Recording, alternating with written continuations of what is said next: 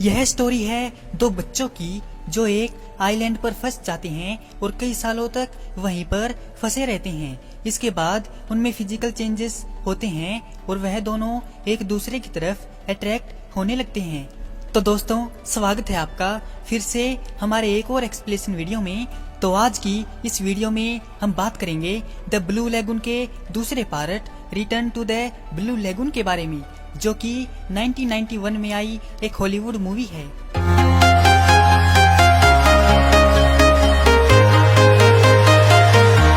इस मूवी की शुरुआत वहीं से होती है जहां पर पिछली मूवी खत्म हुई थी। पिछली मूवी में हमने देखा था कि रिचर्ड और एमेलाइन नाव में बैठे हैं और उनका बेटा जहरीली रसभरियां खा लेता है, तो वह जहरीली रसभरियां खाने का फैसला करते हैं और वह सब बेहोश हो जाते हैं। बच्चे ने वह जहरीली रसभरियां बस थोड़ी ही खाई थी, इसीलिए वह बेहोश हो गया था, जबकि रिचर्ड और एमेलाइन ने ज्यादा खा ली थी, जिसकी वजह से उनकी मौत हो गई थी। फिर उन्हें रिचर्ड के पिता का जहाज देख लेता है और वह लोग उन लोगों के पास आकर उनकी जांच करते हैं। इस मूवी का पहला पार्ट मैंने पहले ही एक्सप्लेन कर रखा है और इसकी वीडियो हमारे चैनल पर ऑलरेडी अवेलेबल है। अगर आप चाहें तो पहले फर्स्ट पार्ट देख सकते हैं और इसका लिंक भी मैं डिस्क्रिप्शन में दे दूंगा। इस मूवी की शुरुआत में हम देखते हैं कि जहाज के लोगों को एक नाव दिखती है और वह लोग उसके पास जाते हैं और देखते हैं कि उसमें दो लोग हैं जो कि मर चुके हैं और उसमें एक छोटा सा बच्चा भी है जो रिचर्ड नाम ले रहा था। जहाज के लोगों को लगा कि उसका नाम रिचर्ड है। उस जहाज में एक लेडी थी जिसका नाम सारा था। वह एक विधवा लेडी थी। उसके पास एक लिली नाम की उसकी छोटी बेटी भी थी। उनके बच्चे को सारा संभालती है और वो लोग रिचर्ड और एमेलाइन का अंतिम संस्कार करके उनको समुद्र में बहा देते हैं। इसके बाद कुछ लोग जहाज के कैप्टन से बात करते हैं कि इस जहाज में हैजा की बीमारी फैल गई है, जो कि उस टाइम में उस बीमारी का कोई इलाज नहीं था। फिर वह लोग फैसला करते हैं कि वह लोग सारा को इस जहाज से अलग कर देंगे, क्योंकि इस जहाज में सभी व्यक्तियों को हैजा की बीमारी लग गई थी और अकेले वही लेडी और एक और आदमी बचा था जिनको यह बीमारी नहीं लगी थी।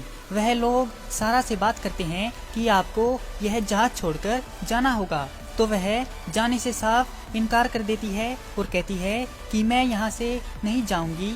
मैं काफी टाइम से यहाँ हूँ और मैंने हर मौसमों का डटकर सामना किया है। आप लोग ऐसे कैसे मुझे यहाँ से जाने के लिए बोल सकते हैं? तो वह लोग उसको बताते हैं कि जहाज में हैजा फैल गया है। तो सारा जाने के लिए रेडी हो जाती है। फिर वह उसको एक संदूक और एक आदमी के साथ एक नाव में बैठा देते हैं और उनको वहाँ से रवाना कर देते हैं। रास्ते में उन दो छोटे बच्चों को प्यास लगती है, तो सारा उस आदमी से कहती है कि मुझे थोड़ा पानी चाहिए, इन दोनों बच्चों को प्यास लगी है। तो वह आदमी कहता है कि इस लड़के को छोड़िए, यह आपका नहीं है, लड़की छोटी है और उसकी प्यास बुझाना थोड़ा आसान है, इसीलिए उसको अपना दूध पिला दो। फिर रात हो जाती है और वह लोग रात को भी भूखे प्यासे रहकर गुजार देते हैं। सुबह वह दोनों बच्चे प्यास की वजह से जोर जोर से रो रहे थे।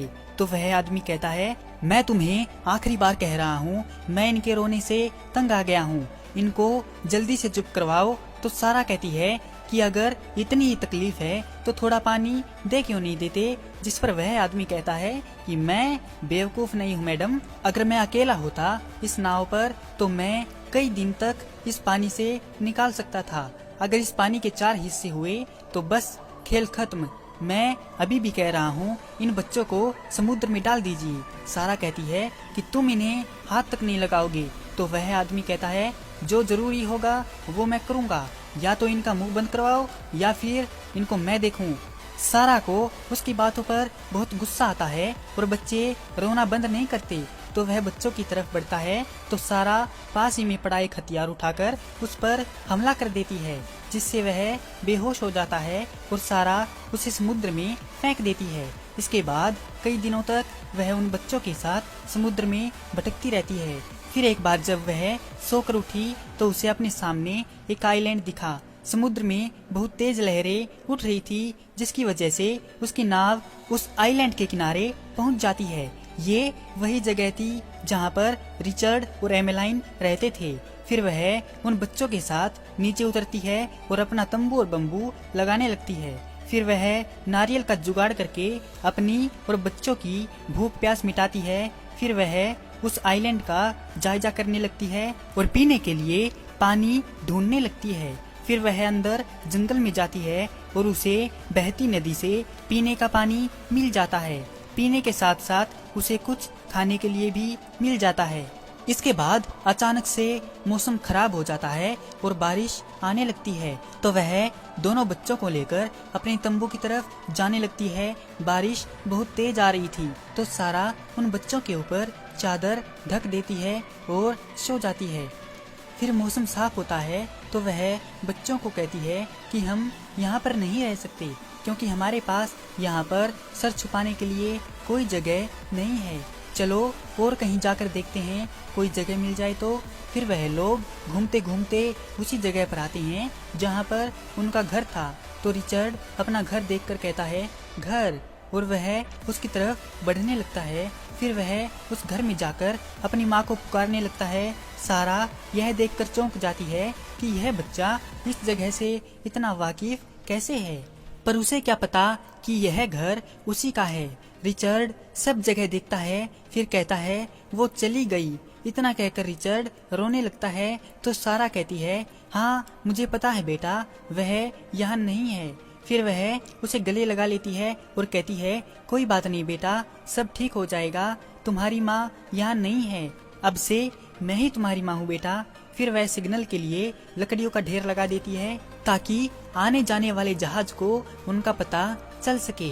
फिर सारा मछली पकड़ने लगती है, तो एक भी मछली उसके हाथ नहीं आती, तो वह गुस्से में उन्हें पीटने लगती है और वहीं पर गिर जाती है। फिर रात को जब वह उन बच्चों को सुला रही थी, तो उसे एक आवाज सुनाई देती है। वह बाहर निकलकर देखती है, तो वह घबरा जाती है और अंदर चली जाती है। यह वही मानव भक्षक होते हैं जो बलि चढ़ाने के लिए आते थे, जो हमें पहली मूवी में भी दिखे थे। फिर वह एक शाम बच्चों को खाना खिला रही थी, तो उसे फिर से वही आवाज आती है। तो वह जाकर कुछ कागज देखती है और कहती है कि वो हर 3 महीनों में पूर्णिमा को आते हैं। इन कागजों में रिचर्ड और एमेलाइन ने कैलकुलेशन करके रख रखा था कि वह मानव भक्षक कब आते हैं और कितने दिनों में आते हैं। फिर वह जल्दी से जाती है और बच्चों को सुला देती है और अपने घर की सारी लाइट बंद कर देती है और पूर्णिमा की रात निकल जाती है। फिर इसके बाद कुछ टाइम निकल जाता है और वह बच्चे थोड़े बड़े हो जाते हैं। एक बार सारा उन बच्चों को झरने पर नहला रही थी, तो लिली कहती है कि माँ, आप नहाते वक्त कपड़े क्यों पहनती हो? तो सारा कहती है कि बेटा, यही सही तरीका है नहाने का। तो लिली कहती है, फिर मैं और रिचर्ड नहाते वक्त कपड़े क्यों नहीं पहनते? उसकी बात का जवाब देते हुए सारा ने कहा, मैं थक चुकी हूँ तुम दोनों को सिखाते सिखाते। मैं तुमको कपड़े पहनाती हूँ और तुम उसे उतार देती हो। तो लिली बोली, काश मैं भी नीचे से रिचर्ड के जैसे दिखती। सारा ने कहा, तुम ऐसा क्यों बोल रही हो? तो लिली कहती है, क्योंकि वो सुसु निशाना लगाकर करता है। उसकी बात सुनकर रिचर्ड कहता है, मैंने तो आम के पत्तों में भी निशाना लगाया है। लिली अपनी माँ से पूछती है कि वह निशाना लगा सकता है, पर मैं क्यों नहीं? तो सारा उसकी बात का जवाब देती है कि ये दुनिया बनाने वाले ईश्वर ने तय किया है और प्रकृति ने हमें अलग अलग बनाया है, इसीलिए औरत के पास सारा ने इतना बोला ही था कि रिचर्ड उसकी बात को बीच में ही काटते हुए बोलता है, एक सेल होती है, लिली नीचे से सेल जैसी दिखती है। फिर लिली पूछती है, तो फिर रिचर्ड वाले का नाम क्या है? तो सारा कहती है, अरे नहीं नहीं नहीं, चुप हो जाओ, अभी इस बात को जाने दो और हम इसे यहीं पर रोक देते हैं। जिंदगी के कुछ रहस्य तुमको कुछ सालों के बाद बताए जाएंगे। तो लिली बोली कि आप वह रहस्य अभी बता दीजिए ना। तो सारा ने कहा, मैं तुम्हें सब कुछ बताऊंगी, लेकिन अभी नहीं। फिर वह लोग अपने घर आ जाते हैं। तो रिचर्ड सारा से पूछता है कि लोग शादी क्यों करते हैं? तो सारा कहती है कि ऊपर वाले का आदेश है कि एक मर्द और एक औरत एक दूसरे से प्यार करें, वादे करें और उन वादों को निभाएं। वह ऊपर वाले को साक्षी मानकर एक दूसरे से वादे करते हैं और उनको निभाते हैं। उसी को शादी कहते हैं। और इस किताब में कुछ वादे लिखे हुए हैं जिन्हें तुम्हारे पिता शादी के वक्त लोगों से करवाया करते थे। रिचर्ड उससे पूछता है कि जीवन के रहस्य क्या हैं? तो सारा कहती है कि जब एक लड़की औरत बनती है और एक लड़का मर्द बनता है। जिस पर लिली पूछती है कि वो कब होता है और मुझे कैसे पता चलेगा? तो सारा बोली, सबका वक्त अलग अलग होता है, तुम्हारे साथ होगा तो तुम्हें पता चल जाएगा। और तब लिली, तुम्हारा शरीर बदलने लगेगा और तुम मुझ जैसी दिखने लगोगी और हर महीने तुम्हारी सेल से खून निकलेगा। लिली कहती है कि मैं यह सब नहीं चाहती। जिस पर सारा उसे बड़े प्यार से समझाती है कि ये कुछ ही दिनों की बात होगी और यह हमारे लिए वरदान है, क्योंकि इसके बाद तुम एक बच्चे को जन्म दे पाओगी। तो पीछे से रिचर्ड कहता है, क्या मेरा भी खून बहेगा? सारा कहती है, नहीं बेटा, तुम्हारे साथ ऐसा नहीं होगा, लेकिन तुम्हारा शरीर भी बदल जाएगा, तुम्हारी आवाज गहरी हो जाएगी और चेहरे पर बाल उगने लगेंगे, तुम दाढ़ी में बिल्कुल बाबू लगोगे, लेकिन अगर तुम्हें नहीं चाहिए तो तुम उसे निकाल भी सकते हो। लिली कहती है कि मुझे बच्चा अभी चाहिए माँ। तो सारा कहती है कि अभी यह मुमकिन नहीं है बेटा, इसके लिए तुम्हें बड़ा होना पड़ेगा और तुम्हें एक मर्द की जरूरत पड़ेगी जिसकी मदद से तुम्हारे अंदर एक बच्चा पलेगा। हर औरत के अंदर एक खास जगह होती है जहाँ पर उसका बच्चा रहता है और पलता है। फिर जब वह थोड़ा बड़ा होता है तो उसका इस दुनिया में जन्म होता है। रिचर्ड पूछता है कि यह बच्चा अंदर कैसे जाता है, जिस पर सारा थोड़ी कंफ्यूज हो जाती है और कहती है कि शादी हो जाने के बाद मर्द और औरत एक दूसरे के काफी करीब लेट जाते हैं। फिर लिली पूछती है कि बस इतना ही होता है माँ? तो सारा कहती है, हाँ, आमतौर पर इतना ही होता है। तो लिली कहती है कि आपने सिर्फ इतना ही बताने के लिए पूरा दिन बर्बाद किया। इसके बाद एक बार वह दोनों किनारे से थोड़ी दूर मछली पकड़ने के लिए आते हैं और अपनी नाव को वहीं पर बांध देते हैं और मछली पकड़ने लगते हैं। तभी एक शार्क आ जाती है और उनकी मछली खा जाती है और उनकी नाव भी खुलकर उनसे दूर चली जाती है। तो रिचर्ड पत्थर उठाकर उस शार्क को मारने लगता है और कहता है, तुम भाग जाओ यहाँ से, तुमने मेरी सारी मछली खा ली। फिर उसकी नजर अपनी नाव पर पड़ती है तो वह देखते हैं कि वह नाव उनकी पहुंच से काफी दूर निकल चुकी है और वह शार्क उनके आसपास घूम रही है। और दूसरी तरफ सारा भी सोचती है कि अभी तक वह दोनों क्यों नहीं आए और वह उनको आवाज लगाने लगती है। फिर रिचर्ड थोड़ा दिमाग लगाता है और एक मछली समुद्र में फेंक देता है उस शार्क का ध्यान बटाने के लिए। फिर वह मौका देखकर अपनी नाव की तरफ तैरने लगते हैं और उस शार्क के आने से पहले वह अपनी नाव तक पहुंच जाते हैं और बच जाते हैं। फिर वह लोग किनारे पर आते हैं और अपनी माँ से कहते हैं कि आज हम शार्क से बाल बाल बचे हैं। तो सारा उनको कहती है कि नियम क्या है रिचर्ड? तो रिचर्ड कहता है कि शाम ढलने से पहले घर आना और टापू के उत्तरी इलाके में नहीं जाना। फिर सारा कहती है, तुम्हें दिख रहा है आज पूर्णिमा है और तुम्हें पता है कि यह कितना खतरनाक हो सकता है। हम सीधे घर जाएंगे और आज के बाद ऐसी हरकत कोई नहीं करेगा। फिर एक दिन वह तीनों अपने घर में बैठे थे और जोर की बरसात आ रही थी और उनका घर थोड़ा टूट जाता है। तो सारा ऊपर जाकर उस घर को ठीक करती है बारिश में, जिससे उसकी तबीयत खराब हो जाती है। वह दोनों बच्चे अपनी माँ की ठीक होने की प्रार्थना करते हैं। सारा उनको कहती है कि यह बीमारी मेरे अंदर बढ़ती जा रही है, शायद अब मैं ठीक ना हो पाऊं और हो सकता है कि अब तुम्हें अकेला रहना पड़े। अगर ऊपर वाले ने चाहा तो मैं ऊपर जाकर तुम्हारे पिता से मिलूंगी और वहां से तुमको देखूंगी। फिर वह उन दोनों को एक ऊंची सी जगह पर ले जाती है और कहती है कि यहाँ खामोशी है और यहाँ से घर भी दिखता है। यहाँ पर एक गहरा सा गड्ढा खोदना और उसमें घास फूस बिछा देना और उसमें मुझे लेटा देना और ऊपर से मिट्टी ढक देना। मैं प्रार्थना लिख दूंगी जिसे तुम दोनों को बोलना है। साथ ही हम एक निशान बनाएंगे जिस पर लिखेंगे कि ये सेरा हेरग्रेव की कब्र है, विलियम्स की वाइफ और लिलियन की मदर। मैं जानती हूँ कि मैं तुम्हारी असली मदर नहीं हूँ, पर मैं चाहती हूँ कि उस पर लिखा जाए और रिचर्ड की मदर। इतना कहकर वह रोने लगती है और उसको गले लगा लेती है। इसके बाद सारा मर जाती है और वह बच्चे वह सब कुछ कर देते हैं जैसा जैसा सारा ने बताया था। समय बीतता है और वह दोनों बड़े हो जाते हैं। रिचर्ड लिली के पास आता है, उसको एक खेल खेलने के लिए बोलता है। वह खेल खेलते हैं जिसमें लिली जीत जाती है और अपना इनाम मांगती है। तो रिचर्ड उसको समुद्र में ले जाता है और वह समुद्र के नीचे जाकर कुछ लेकर आता है। लिली उससे पूछती है कि यह क्या है, तो वह कहता है कि यह लो, ये तुम्हारा इनाम है। उसे पाकर लिली काफी खुश होती है और कहती है मैं इसे संभाल कर रखूंगी। तो रिचर्ड कहता है तुम्हें इसके साथ जो करना है करो, मुझे तुम्हें यह देना था तो दे दिया, अब तुम चाहे इसे बालों में टांगो या इसे अपनी नाक में टांगो, मुझे उससे क्या। उसकी बात सुनकर लिली अंदर चली जाती है और उस मोती को अपने बालों में लगाकर देखने लगती है। फिर वह उसे अपनी नाक में भी लगाकर देखती है और रिचर्ड उसे छुपकर देख रहा था। एक बार रिचर्ड शार्क के साथ स्टंट करता है और आकर लिली को बताता है कि कैसे मैंने उसको हरा दिया। तो लिली उसको कहती है कि यह बचपना बंद करो, इसमें तुम्हारी जान चली जाएगी।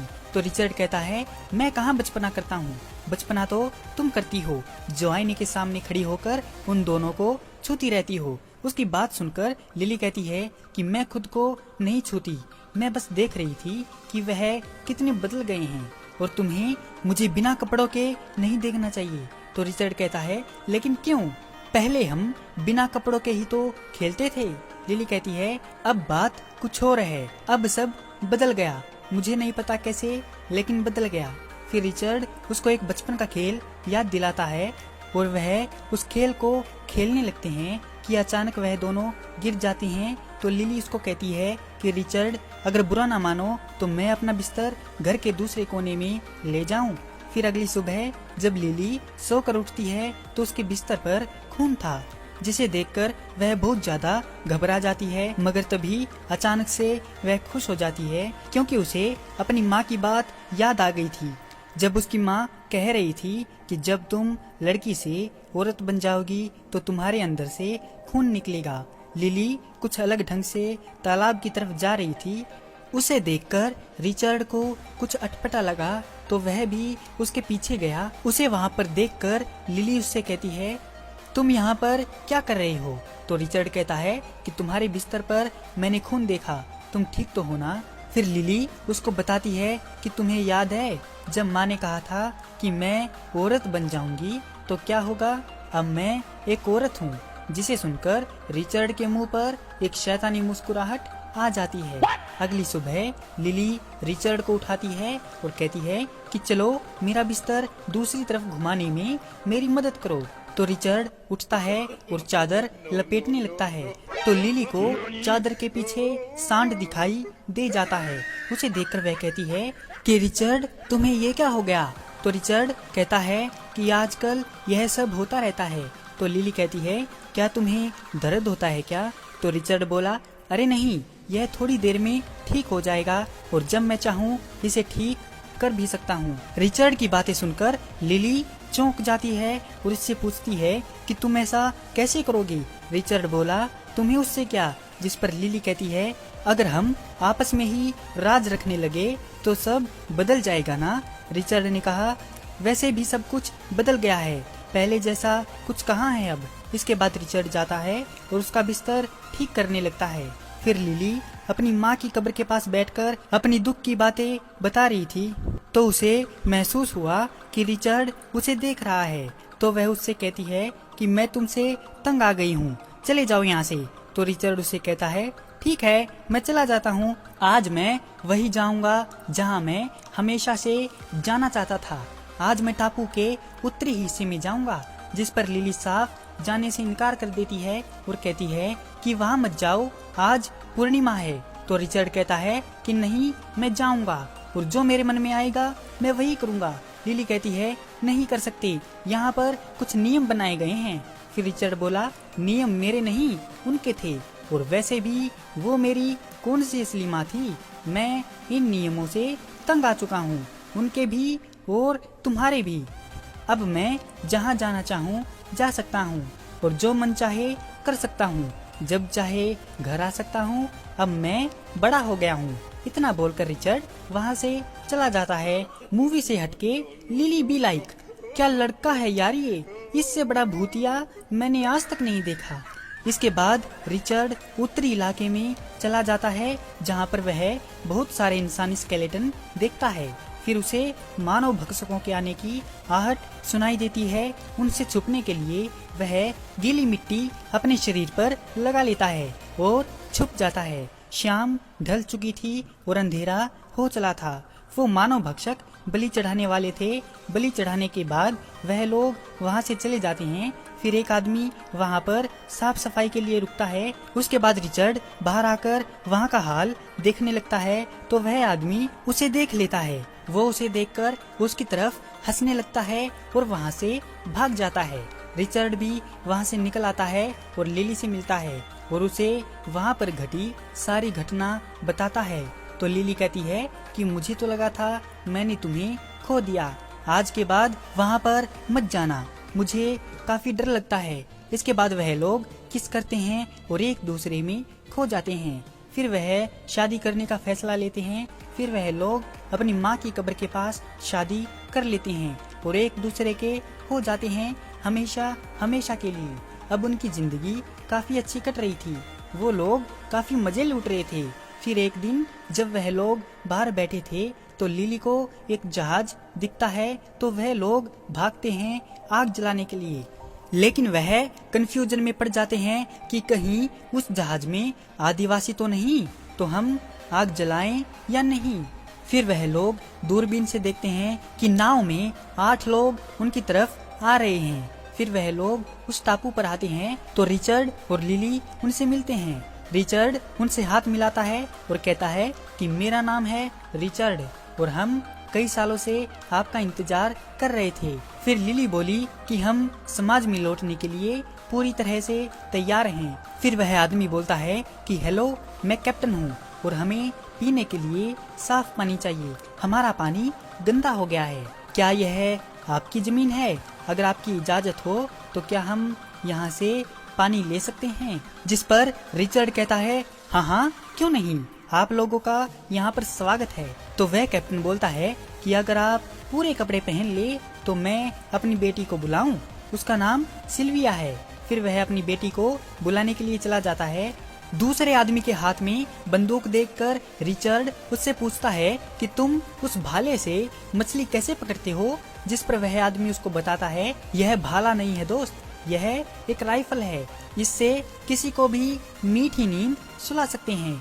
फिर वह कैप्टन अपनी बेटी से कहता है कि यहाँ पर कुछ भटके हुए लोग हैं और उनके कपड़े थोड़े कम हैं, मेरा मतलब कुछ ज्यादा ही कम हैं। फिर कैप्टन की बेटी उनसे मिलती है और वह लोग बातें करते हैं। वह दोनों उन्हें अपनी माँ की कब्र भी दिखाते हैं और कहते हैं कि हमारी माँ ने हमें सब कुछ सिखाया है। हम चांद को देखकर पता लगाते हैं कि एक साल में 12 पूर्णिमा होती हैं, जहाँ पर वह दोनों उन्हें जानकारी दे रहे थे। और उधर कैप्टन की बेटी की नजर रिचर्ड पर कुछ ज्यादा ही मेहरबान लग रही थी। तो कैप्टन कहता है कि तुम लोगों ने तो करिश्मा ही कर दिया। यह कोई आसान काम नहीं है कि इतने सालों तक इतनी खतरनाक जगह पर सरवाइव कर सकें। तो लिली कहती है कि हमारा घर कोई खतरनाक नहीं है कैप्टन। फिर वह लोग उन्हें अपने घर ले जाते हैं और उन्हें खाना खिलाते हैं। वह लोग उनका खाना खाते हैं तो उन्हें उनका खाना काफी अच्छा लगता है और वह उनकी काफी अच्छी तारीफ करते हैं। और वहीं पर उस राइफल वाले बंदे की नजर लिली के बालों में लगे उस मोती पर थी जो रिचर्ड ने उसको शर्त जीतने पर दिया था। वह उसका मोती हथियाना चाहता था। फिर अगली सुबह वह कैप्टन रिचर्ड को पहनने के लिए अपने कुछ कपड़े देता है और सिल्विया लिली को अपने कपड़े और मेकअप देती है। रिचर्ड वह कपड़े पहनता है लेकिन वह उसे ठीक ढंग से नहीं पहन पाता और उसे लगता है कि वह तो अब बाबू बन गया है। फिर कैप्टन रिचर्ड से पानी के लिए पूछता है तो रिचर्ड उसको कहता है कि चलो मैं आपको रास्ता दिखा दूं। फिर वह लोग तालाब पर पहुंच जाते हैं। वह पानी भरने लगते हैं और वह दोनों भी अपने कपड़े निकालकर तालाब में आज ब्लू है पानी पानी कहने लगते हैं। उस राइफल वाले बंदे की नजर अभी भी लिली पर थी और सिल्विया भी कहाँ पीछे थी।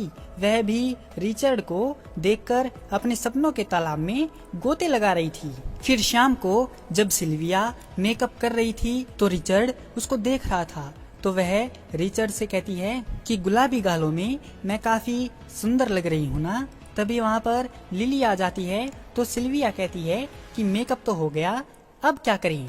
तो लिली कहती है अगर आप चाहें तो हमारे साथ बाहर बैठकर तारे गिन सकती हैं। तो सिल्विया बोली कि क्या तुम रोज रात को तारे गिनते हो। तो रिचर्ड बोला कि नहीं, कभी कभार ही तारे गिनते हैं, कभी कभी हम डांस करते हैं तो कभी कभी हम दंगल भी खेल लेते हैं। फिर वह उसे डांस करके दिखाते हैं। तो सिल्विया कहती है कि तुम इसे डांस कहते हो, अरे यह तो बचपना है जो बच्चे करते हैं। फिर वह रिचर्ड के साथ डांस करके दिखाती है। तो लिली को महसूस होता है कि उसके इरादे कुछ ठीक नहीं हैं और वह वहाँ से भाग जाती है।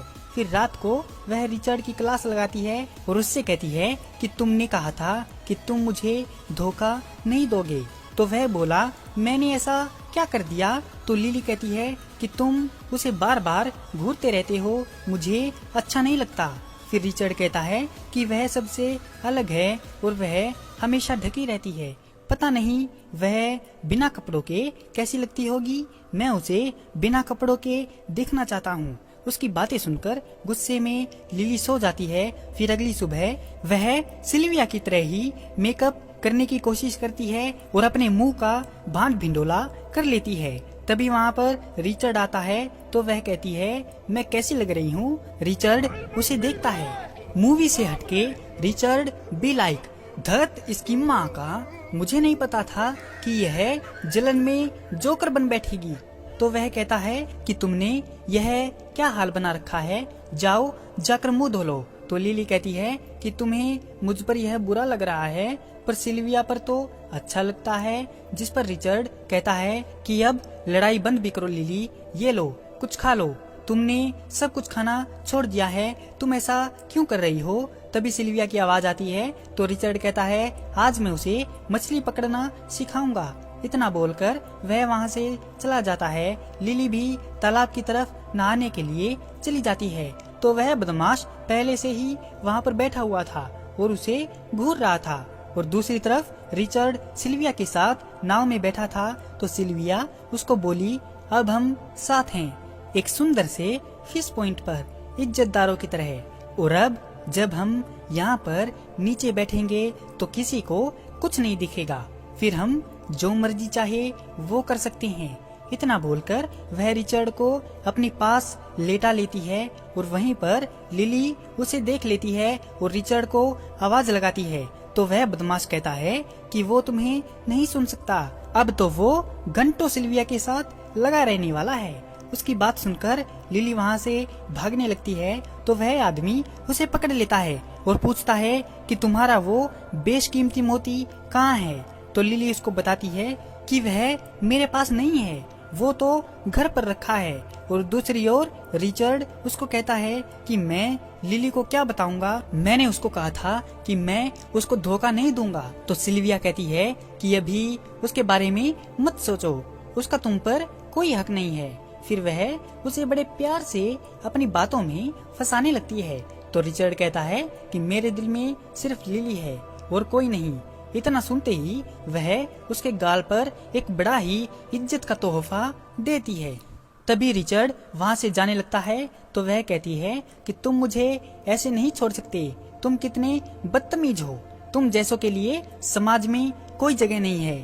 फिर रिचर्ड वहाँ से भाग जाता है और वहीं पर उस बदमाश को वह मोती मिल जाता है और वह लिली से जोर जबरदस्ती करने लगता है। इतने में ही वहाँ पर रिचर्ड आ जाता है और उसे पीटने लगता है। तो वह बदमाश उसके हाथ पर गोली मार देता है। उस आदमी को धक्का देकर रिचर्ड उसकी गन उठा लेता है, लेकिन उसे तो वह चलानी ही नहीं आती थी तो वह आदमी उससे वह गन छीन लेता है और उसे शूट करने ही वाला होता है। तो लिली उसके मुंह पर कपड़ा फेंक देती है, लेकिन इससे भी कुछ ज्यादा फर्क नहीं पड़ता। तो वह रिचर्ड को नीचे दबा लेता है। तभी वहाँ पर कैप्टन आ जाता है और उसे छोड़ने के लिए बोलता है, लेकिन वह नहीं मानता। तो उनके बीच में कुछ आदमी आ जाते हैं और मौका देखकर रिचर्ड वहाँ से भाग जाता है। तो वह आदमी भी उसे मारने के लिए उसके पीछे भाग जाता है। रिचर्ड उसको समुद्र के किनारे ले आता है। फिर उसको वह शार्क दिखती है, तो वह पानी में कूद जाता है और उसकी तरफ जाने लगता है। वह बदमाश भी उसका पीछा नहीं छोड़ता और उसके पीछे कूद जाता है, लेकिन रिचर्ड समय पर ही सतह पर पहुंच जाता है और वह बदमाश वहीं पर अटका रह जाता है। तभी वहां पर शार्क आ जाती है और उसको अपना शिकार बना लेती है। फिर इसके बाद रिचर्ड लिली के पास आता है और उससे माफी मांगता है। वह उसको बताता है कि कैप्टन और उसकी बेटी आज ही यहाँ से जाएंगे। तो लिली बोली, चाहे तो तुम भी उनके साथ जा सकते हो, लेकिन मैं कहीं नहीं जाऊंगी। फिर वह उसको बताती है कि मैं प्रेग्नेंट हूँ और मैं अपने बच्चे को ऐसे असभ्य समाज में पैदा नहीं होने दूंगी। मैं चाहती हूँ कि ये यहीं पर पैदा हो। यहाँ पर न तो कोई ऐब है और ना ही कोई बंदूक। उसकी बात सुनकर रिचर्ड कहता है कि तुम चिंता मत करो लिली, मैं यहीं पर रहूंगा तुम्हारे पास। हम तीनों यहीं पर रहेंगे। फिर वह लोग भी वहाँ से चले जाते हैं और वह दोनों फिर से एक अच्छी जिंदगी जीने लगते हैं। कुछ टाइम बाद उनका एक प्यारा सा बच्चा हो जाता है। इसी के साथ यह मूवी यहीं पर खत्म हो जाती है। तो दोस्तों, कैसी लगी आपको Return to the Blue Lagoon movie की ये एक्सप्लेनेशन वीडियो? अगर आपको ये वीडियो पसंद आई हो तो इस वीडियो को लाइक और हमारे चैनल को सब्सक्राइब जरूर करें। आपका हमारी वीडियो देखने के लिए बहुत बहुत धन्यवाद और शुक्रिया।